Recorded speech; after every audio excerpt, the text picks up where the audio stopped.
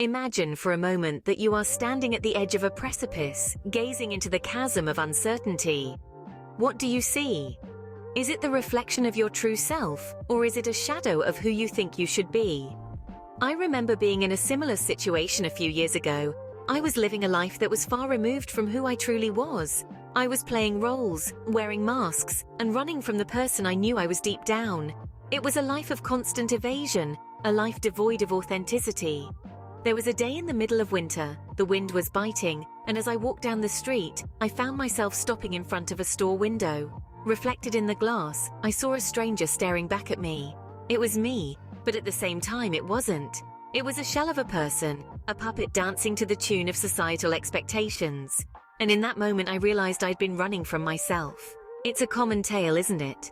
We often try to escape from the person we are, to become the person we believe we should be.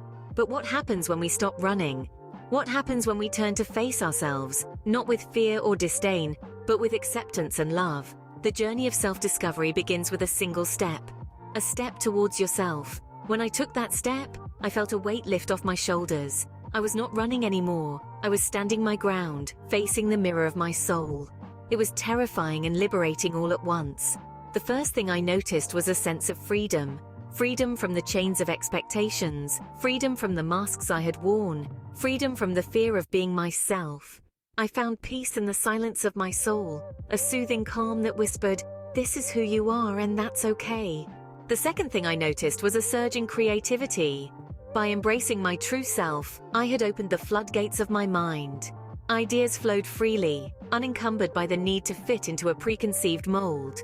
I was painting my own canvas, and it was beautiful. The third thing I noticed was a deep sense of connection. By being authentic, I was able to connect with others on a profound level.